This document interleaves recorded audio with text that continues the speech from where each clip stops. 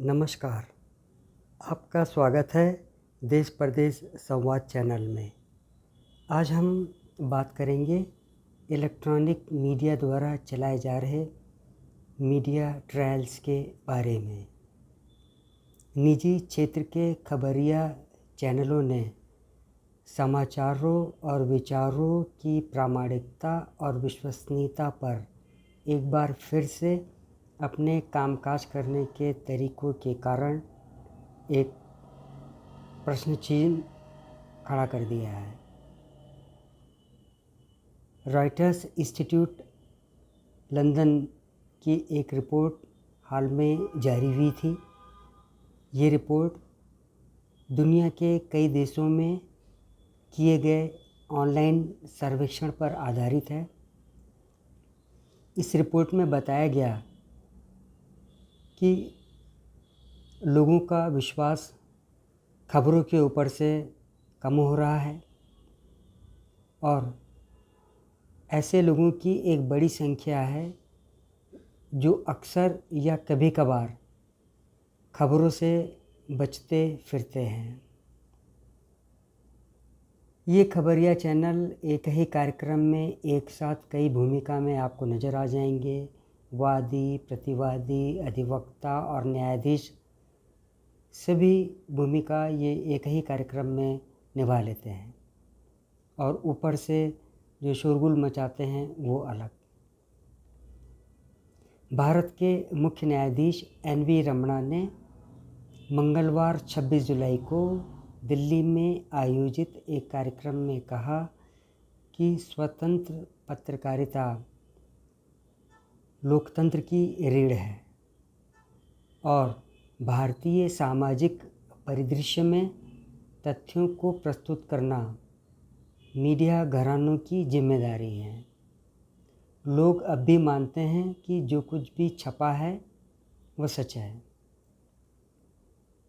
भारत के मुख्य न्यायाधीश ने कहा कि केवल बिना व्यावसायिक दृष्टिकोण वाले मीडिया घराने आपातकाल के काले दिनों में लोकतंत्र के लिए लड़ने के लिए सक्षम थे।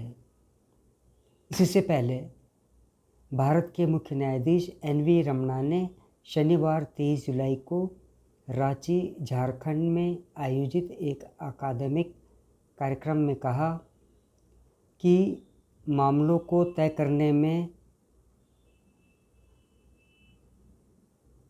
मीडिया ट्रायल एक मार्गदर्शक फैक्टर नहीं हो सकते।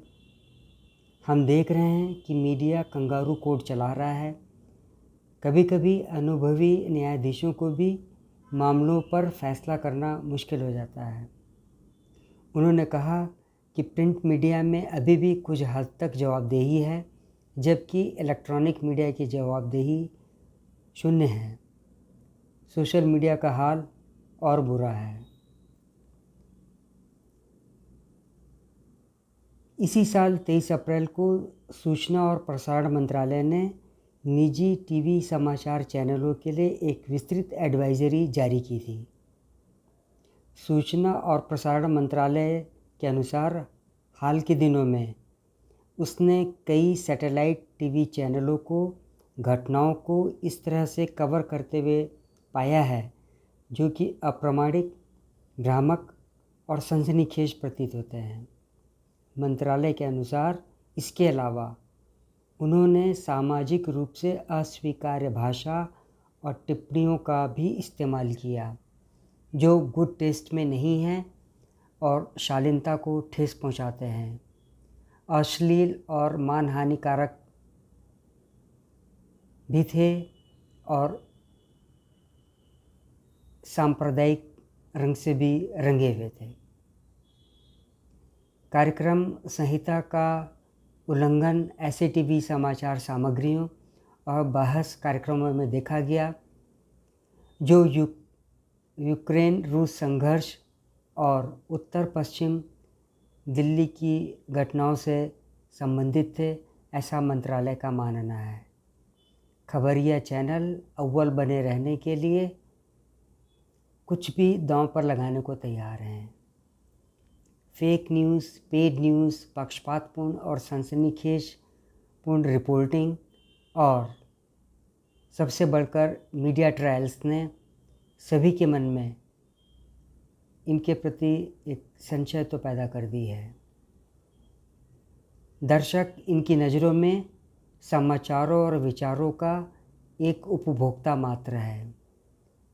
पत्रकारिता के मानदंडों का सरेआम उल्लंघन जो इन टीवी चैनलों द्वारा किया जा रहा है वो जग जाहिर है। इसीलिए इस दर्शक रूपी उपभोक्ता का ध्यान आकर्षित करने के लिए सनसनीखेज और तुकबंदी वाले शीर्षक लगाए जाते हैं, जिसका ज़्यादातर मामलों में स्टोरी से कोई सीधा ताल्लुक़ नहीं होता। दूसरे शब्दों में, भारतीय मीडिया जगत में क्लिक बेट जर्नलिज़म का बोलबाला हो गया है। आज के इस अंक में बस इतना ही। आपसे अनुरोध है कि आप मेरे इस चैनल को देखिए, इसे साझा कीजिए और हाँ, इसको सब्सक्राइब करना मत भूलिए। जय हिंद।